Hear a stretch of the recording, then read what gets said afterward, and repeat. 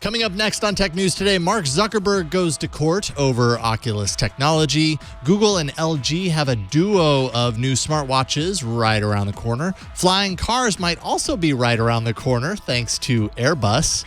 Samsung is embroiled in a political scandal in South Korea, and say goodbye to 2G on AT&T. All that and more coming up next on Tech News Today.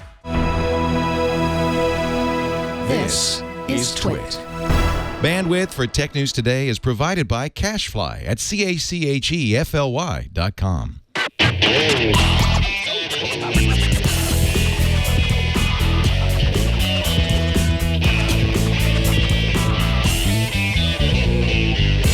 This is Tech News Today, episode 1685, recorded Tuesday, January 17th, 2017. This episode of Tech News Today is brought to you by Grasshopper. Stay connected and run your business from your mobile phone with Grasshopper. To save $50 on your order, visit trygrasshopper.com/twit. Welcome to Tech News Today. This is a show where we tell you some important things about technology. Sometimes you tell us, though. Yeah, sometimes you tell us, and the rest of the stuff you got to figure out yourself. This is Tech News Today. I'm Megan Maroney. And I'm Jason Howell. Good to be back. I'm happy that the chair is in good condition. Mm-hmm. It's been kept warm. Mm-hmm. I think there was a seat warmer on it while I was gone. Yes. Which is what I demand. Yes. Mm-hmm. I require in this studio a seat warmer while I'm out of here for some weird reason. How are you? I'm good. We're back together. The team's back together for a couple more days. And I'm out on Friday again. I know it's kind of musical chairs a little bit here and there, but that just means we get awesome guests in the meantime. You will be missed, but that's not now. No. That is later. No. Right now, I need your help because we got tech news to talk about. Let's do it. Facebook CEO Mark Zuckerberg sat in the hot seat of a courtroom battle between Facebook's VR product, that's Oculus, and ZeniMax Media, that's a video game publisher that actually sued Oculus just a couple of months after Facebook had announced its acquisition of Oculus.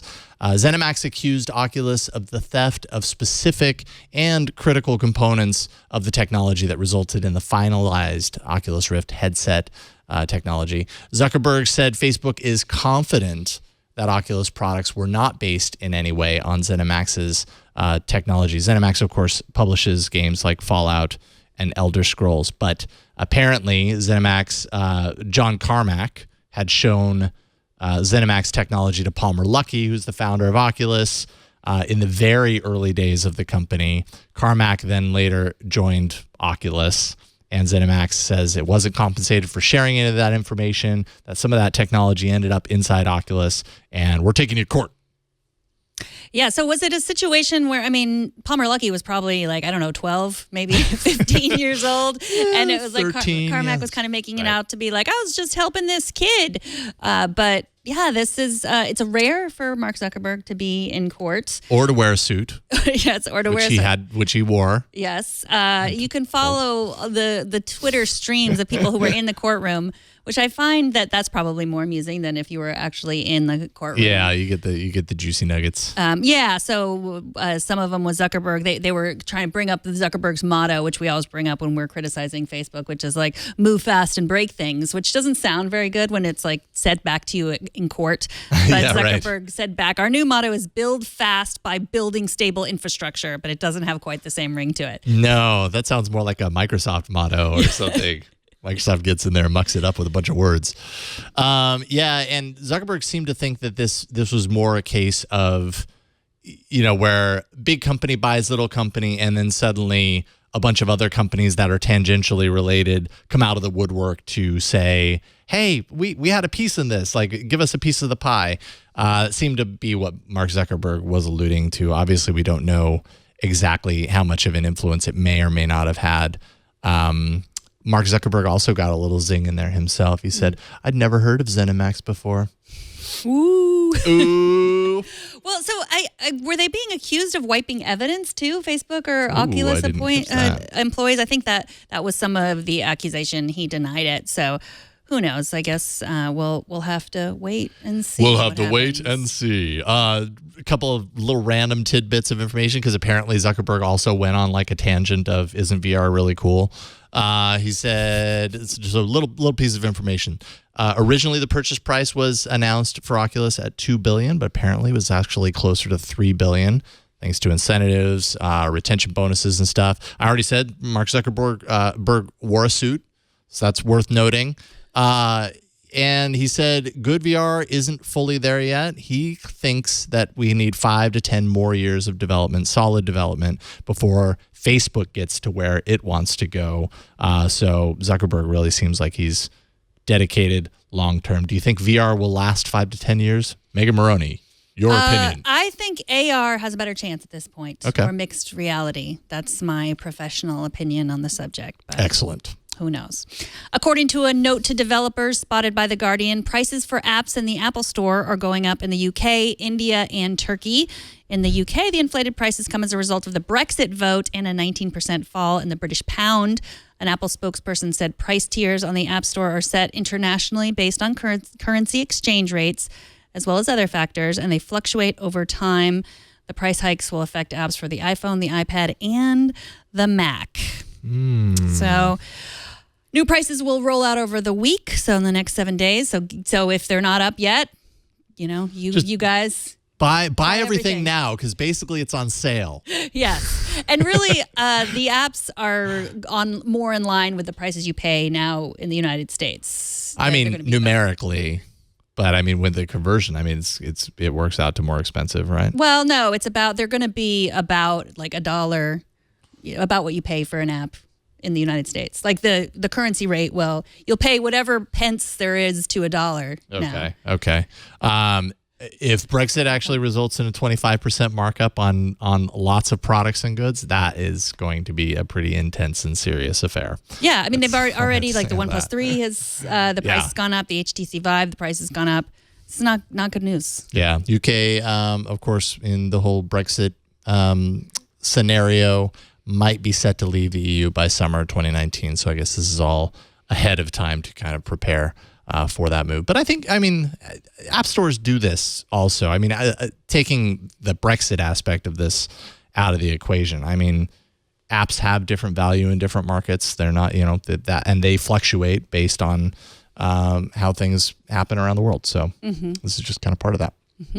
Google and LG are gearing up for a big wearable announcement event on February 9th. At least that's what sources to VentureBeat are saying.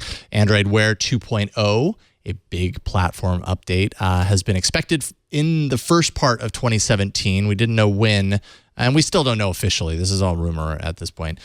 This event is expected to be its coming out party. LG and Google actually worked together to create 2 smartwatches that will also be unveiled at the event, the LG Watch Sport and the LG Watch Style, both round-faced watches, the Sport being the more kind of premium upper end watch of the two, the Style being the more affordable, less resolution, that sort of stuff. There they are. These are supposedly the final renders of the watches that we'll see. How do these compare to your hot Moto 360, first generation Moto 360? Not so great, no? To be honest. Don't like them? No. A little too steely? You mean the look of them? Yeah. They look fine. I mean, I think that a circular smartwatch is an abomination. Really? And I'll stand by that. Yes. It needs to be rectangular. It needs to be the same shape, general shape like as an iPhone ones. or an Android phone. I like the Well, you're circular wrong ones. about that. I mean, you're not wrong about a lot of things, but the round watch. That one thing. The round watch is garbage. I'm gonna whimper and go in the corner now. What? Okay, why? Because that one. Because you don't like that one. Cut off. It should look like this. It should be the general shape of this. And this is. But it does an all right job of making you get words cut off and stuff. Is that what No, you're it does an talking about? all right job. It just feels wrong. Yeah. Okay. Whatever. It's okay. I mean, you can be I'm wrong excited. about some things. You're right about most things, except for this. I have a feeling we're going to get some emails. This will be interesting. These watches also are water and dust resistant. Yeah. So, I mean, maybe this is too personal a question, but since you've been wearing my Apple Watch, have you been showering in it? No. You know it's totally waterproof, right? Yeah, but I don't do that. You don't shower? I shower. I don't shower. You don't like with to watches. get text messages in the shower? I don't like to get technology wet if I can avoid it. Oh, really? Yeah. You can go swimming in that watch. Yeah, but I don't. Okay. You probably can, but I won't. You can. Because it's not mine, and one. And two, I just don't like to get technology wet. Like, it just seems wrong. Like as wrong as a round smartwatch. Different. Okay. We obviously sit on different parts of this discussion. No, you're just wrong. It'll have assistant. Is that enough are you enjoying assistant? I'm enjoying assistant. Would you like to have that on your wrist? Well, it's on here too. Well, no, that's not actually assistant. Oh, that's just okay Google? Yeah. Sorry.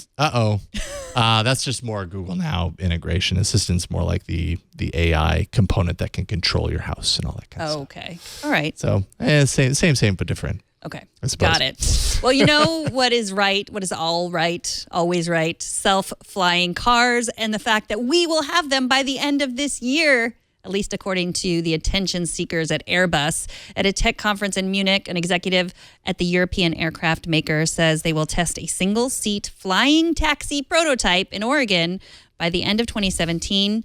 Uber is also working on self-flying cars as a way to, of course, avoid gridlock as the city population grows.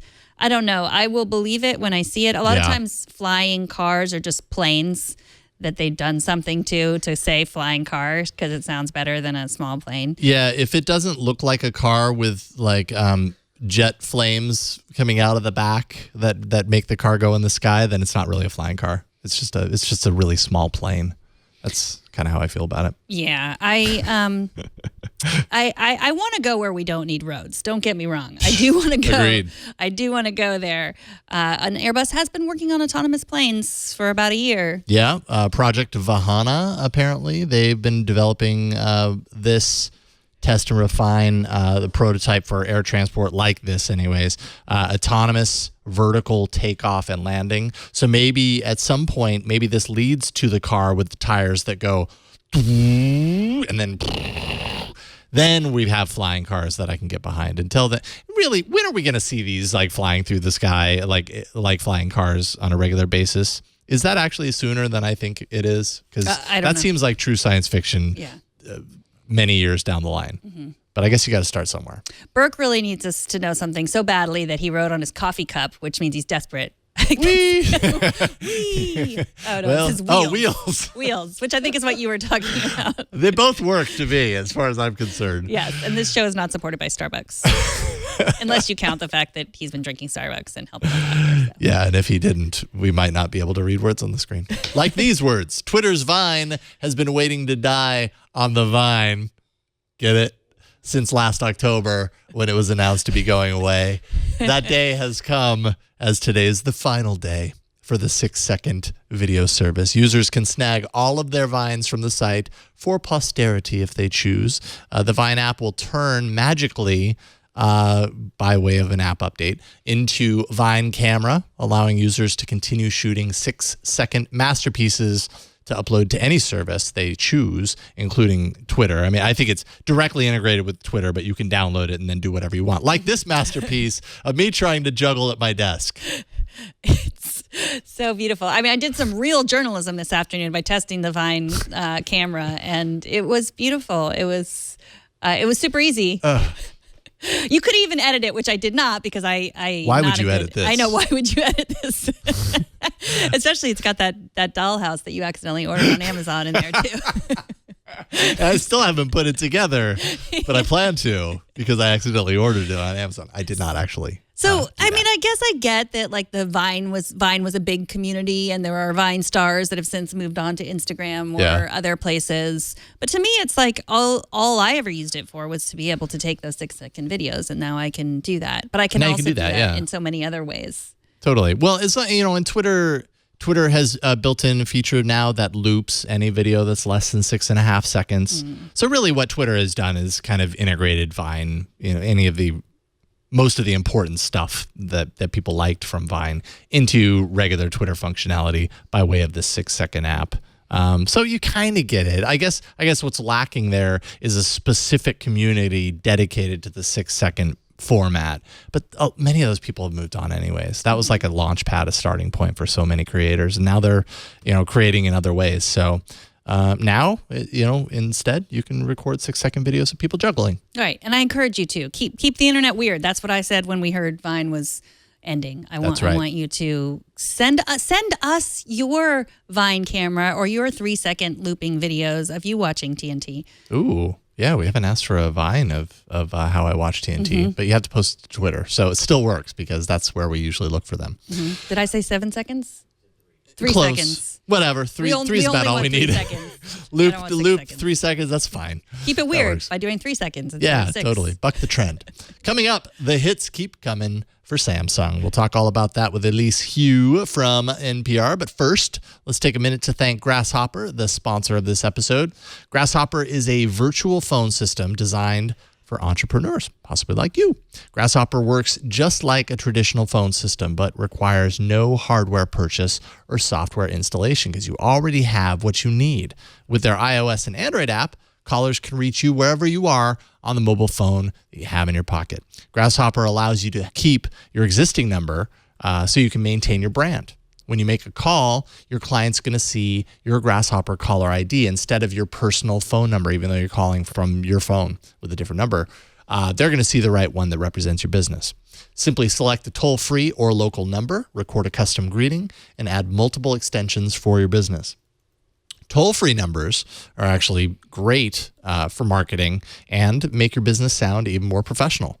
So you can set that up, set up department and employee extensions with custom call forwarding to any phone in the world. You'll get voicemails emailed to you as audio attachments if you prefer to check your voicemails that way. That's another way to do it. You could also send and receive SMS text messages from your business number. Join the over 250,000 Grasshopper customers today. Plans start at just $12 per month, and you have a 30-day money-back guarantee. Turn your smartphone into a business line with Grasshopper. To save $50 on your order, go to trygrasshopper.com/twit.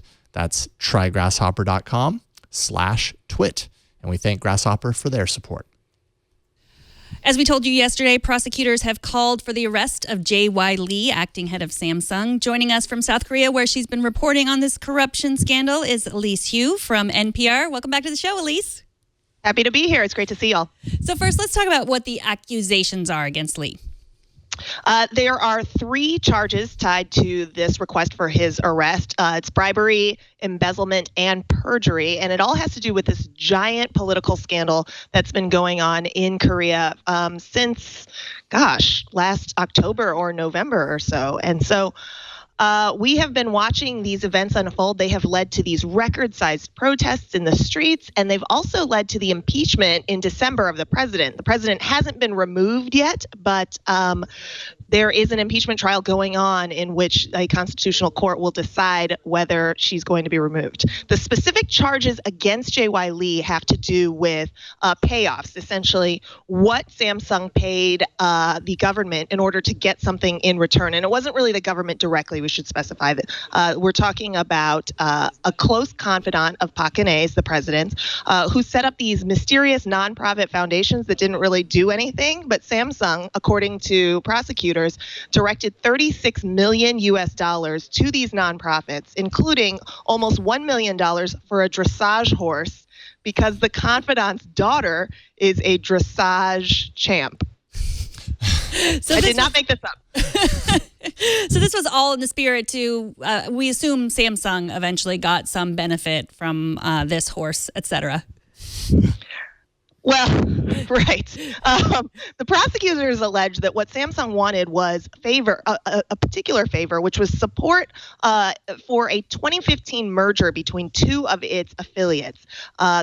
This merger was actually quite controversial because Elliott, an activist hedge fund in the United States, was against it because they wanted to sort of see a restructuring of Samsung to see that the family had much less control, because these patriarchal family-owned conglomerates really dominate South Korea.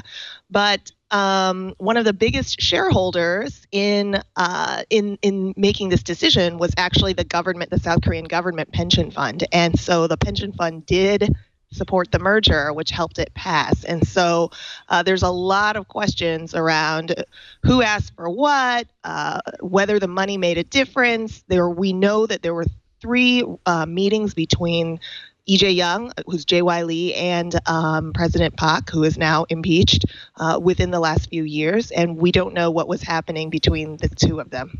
So in reading about this, it seems like this family in particular is no stranger to legal kind of issues, let's say, to put it lightly. Lee's father was convicted of bribery in 1996. There's also tax evasion, breach of trust in 2009. Nothing that resulted in arrest or jail time. And apparently it was cleaned up thanks to a presidential pardon. So this family has a rich history in this sort of stuff. How do they get away with it all the time? And is this going to be any different, do you think? That's the huge question here in South Korea, because these huge chaebols or family-controlled industrial empires really run so much of the economy. So here in South Korea, my car insurance is Samsung. The convenience stores are run by Samsung, hospitals, hotels, all Samsung. And so the sort of near total control that these chaebols, and it's Samsung, it's Lotte Group, which is another big one here. It's SK, which supplies the mobile infrastructure, among other things. The Hyundai, LG, they have such sort of outsized influence in the economy that often what happens with government is they say, well, we don't want to put this guy in jail because it would be bad for the economy to do so. Right. And so that is actually why Egan Hee, who is J.Y. Lee's father, has been able to avoid jail time. They've just erased his record and pardoned him both times that he's been convicted because Samsung is so critical. They call South Korea the Republic of Samsung. So the big question now is public fervor over the outsized influence of these conglomerates so high that the next president or the current one will not be able to pardon J.Y. Lee if he does end up getting convicted. Wow.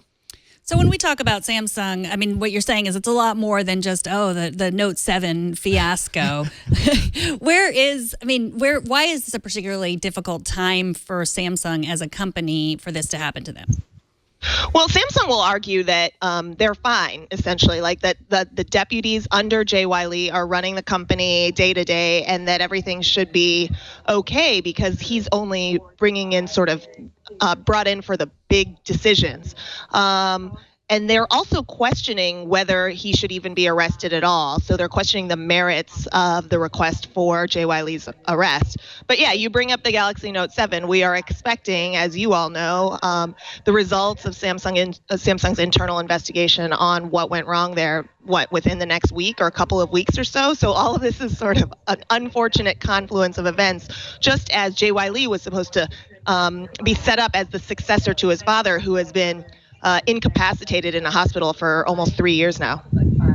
And so, you reported on Silicon Valley and tech in the United States before. So what's the comparison there? Like when we start to worry about Facebook or, Peter Thiel or other executives in Silicon Valley having influence over the government, how would you compare the way things operate there with the way things operate here? I would say the tech companies here have far more influence than any individual company in the United States. And I shouldn't even limit it to tech because Samsung here is obviously also insurance and shipping and confectionaries and all these other things. So the reason why is because of the way they were set up. They were set up to help fuel South Korea's miracle growth after the war. So South Korea is is spoken of as one of these sort of miracle economies because it went from one of the poorest nations in the world to one of the richest nations in the world inside of 3 decades. And that was partially because government chose winners and losers in the 1960s. It was run by a dictator who happens to be this impeached president's father. So all of this is really great drama. But it was run by a dictator, Park Chung-hee, and this father of the current president, this dictator, basically deemed, Daewoo, Samsung, these particular chaebol are going to be the ones that get all the government benefits and free land and all of these supports. And so that has sort of inextricably linked government and chaebol for as long as they've been around. And South Korea has been reluctant to rein them in because they've been so successful for the economy. Well, I guess we'll have to wait and see. There's when's the next development that we're expected to hear? In a few hours, actually. So J.Y. Lee is about to head to the Seoul Detention Center to wait to learn his fate. A judge has to decide whether he is going to actually issue the warrant for his arrest. And if he does issue that warrant, the de facto head of Samsung will be detained today. And then what? I mean, at that point, the person who replaced the other person who was leading. I mean, I think his father is still like officially in charge until he passes away, apparently. Right. But I mean, once his son, if he's actually arrested, I mean, what happens at that point?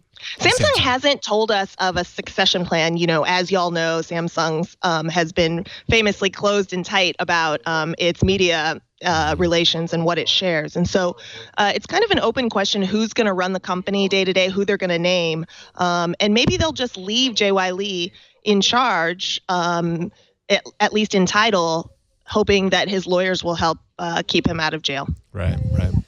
Well, Elise, thank you so much for joining us. Elise is at NPR. Where's the best place to follow all of your work online these days? I'm pretty active on Twitter. You can always follow me at Elise WHO, and on Facebook at facebook.com/EliseHughNPR. All right, take care. We'll Thank see you, you Elise. soon. It's great to see you again. Hey, thanks, y'all. All right. Great to see you. Have a good day.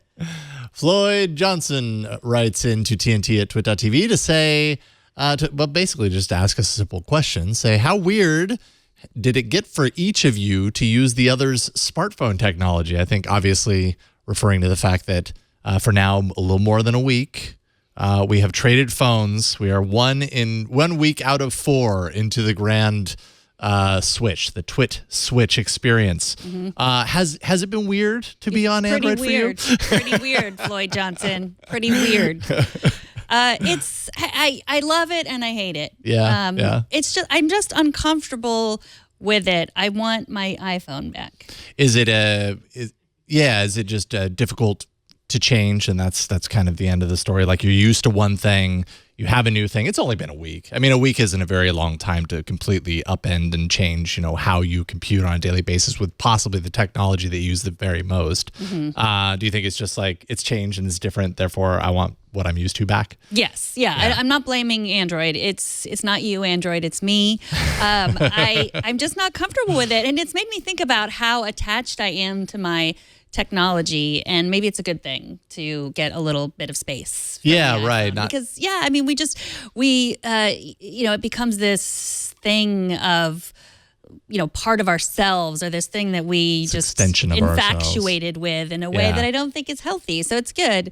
I mean, and I miss my Apple Watch. I miss the way it records my activity. I miss that I'm always getting text messages. And I have your Moto 360, which is fine. I'll go ahead and say it. I've been probably more impressed with the Apple Watch than almost anything else. My experience with the Apple Watch versus pretty much any of the wearables that I've tried on Android, very different. Like, there's just a level of obviously a level of quality. I did not expect to actually appreciate the digital crown. I thought it was lame when I heard about the digital crown. Like, oh, you don't need that. It's a touchscreen or whatever. I use it all the time. It's like, it feels nice to use it. I don't know. So that's been one of my big surprises. Mind you, you're using a 2.5-year-old watch versus like the current 2-month-old edition watch. 2-month-old Apple Watch. So big difference there. Yeah. What have you found anything weird? No, I wouldn't say that it's weird. Thankfully, out of this experience, I've learned the OS a little bit better. Like, that was I always felt like I was deficient in knowing one of the most known OSs of right now, which is the mobile OS that most people, well, a lot of people anyways, have in their mobile phones with iOS. So I'm happy that I'm learning the OS a little bit more and feeling a little bit more comfortable.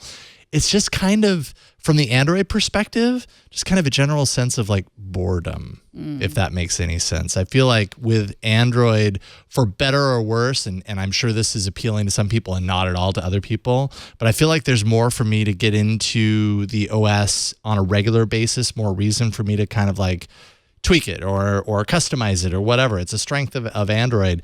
Whereas with Android or with iOS, I feel like it's in my hand and I use it, and then when I'm done, I just put it down. You know what I mean? Like, it does what it does very well, but I like to get a little bit deeper, a little bit nerdier with my phone, and there isn't a whole lot of that pull in iOS. And so I just kind of, it becomes less, kind of like what you're saying, it becomes less of an infatuation and more of a, I'll just use it to check my email, and okay, I did that.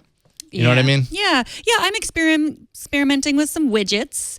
I downloaded something that Kronos something or other that Leo recommended. Is that and that's a interesting. wearable thing? No, it's a widget. Kronos. Oh, okay. It's a launcher. It's a widget. It's a thing. Home and lock widget. Yes. Says the Play Store page that I just searched real quickly. Yeah, Leo apparently I've recommended installed it before because this is installed in the Play Store. You've installed it all before. It's all the same day.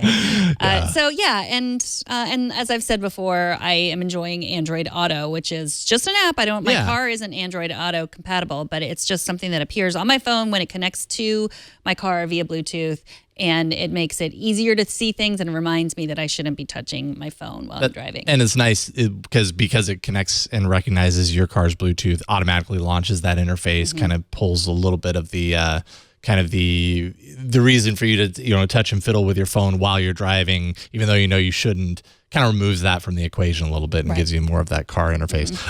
Kind of along those lines. Like, obviously, I was away for a couple of days. We were in the mountains traveling. And I put this on Twitter, but I should just mention it. I was afraid to use Apple Maps because just general hesitancy after having heard, the stories a couple of years ago about Apple Maps not being very good and whatever. And still people will still say that on social media when I talk about this stuff. But because we were going up in the mountains and there was snow everywhere, and I didn't want to get my family in a bad situation because I was trying this new thing for work. And ultimately it turned out that Google Maps was not as good at knowing road closures sudden road closures due to snow and stuff like that in the same way that Apple Maps was. So ultimately, once I was there, I realized I got better, at least in that scenario, got better information on where to go from Apple Maps versus Google Maps. And that was way outside of what I expected. So yeah, Apple Maps suffers because it was so horrible in the beginning. Right. Yeah, and I think a lot of people kind of hold on to that and we're gonna, you're always gonna suck because you sucked in the beginning. And I'm sure, everything evolves. Everything you also forgot your dongle that I gave you on your trip. That was sad. Even your daughter pointed out the fact that it's stupid. Yeah, you can't. She did. She said you said it's courage. It's courage. I introduced her to Super Mario Run one day, and she wanted to play it another day. And she had her headphones. She's like, "Where do I plug this in?" She was like totally turning the phone all around.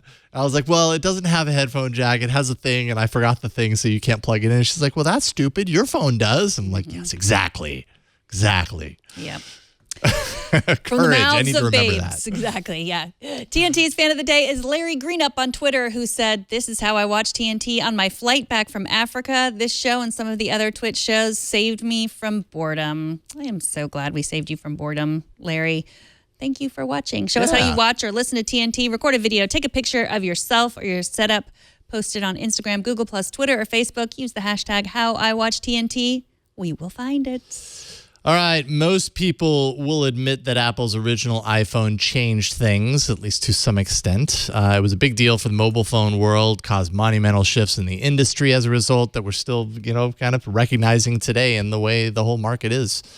So now that AT&T has announced that it officially shut down its 2G wireless network earlier this month, we should pour one out for the iPhone 1 because it can no longer be used as a phone, which reminds me that phones of that era used the 2G network. And how were we okay with that? How is that okay? Yeah, and that was a big deal. It's like, it's 2G. It's 2G. Oh, man, so slow. Anytime my phone resorts to 3G for whatever reason, I can't deal. It just... Yeah, so I can't even imagine going back to 2G now. Yeah, I remember when 2G was a big thing. I remember when we were waiting for 3G. Yeah, cross your fingers and hope. I mean, but it was kind of a thing when the iPhone first launched, right? That it was pretty slow to pull down, unless I imagine you were connecting to Wi-Fi. But I seem to remember that it was kind of slow. But man, that was a long time ago. When was that? That was 2007, 2000. The first iPhone? Yeah, that was 2007 because we just celebrated the 10 years. We just celebrated. So goodbye 2G. Don't let the door hit you on the way out. Yeah. But you can use your iPhone as many other things. I suppose you still could. It if can the battery still play. Well, survives. Patrick Delahanty had it playing Tech News Today, his original iPhone. So don't throw it away. Turn it into a Tech News Today machine. Yeah. Who cares? That nobody even really uses phones anyway as phones. That's true. It's a really good point. TNT records live every Monday through Friday at 4 p.m. Pacific, 7 p.m. Eastern, midnight UTC at twit.tv/live. You can be part of the show by emailing us at tnt@twit.tv. You can leave us a short voicemail, 260-TNT-SHOW, and find us on Twitter at Tech News Today TV. And subscribe to the show. You can find all the ways to subscribe on whatever device you use. We don't care, iOS, Android.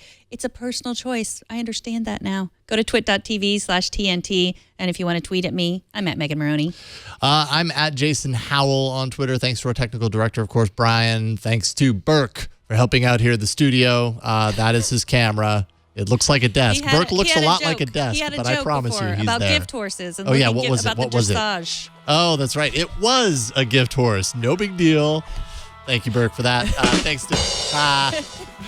Thanks to Kevin for editing the show and making us look good, except for when we crack bad jokes like that one, Burke.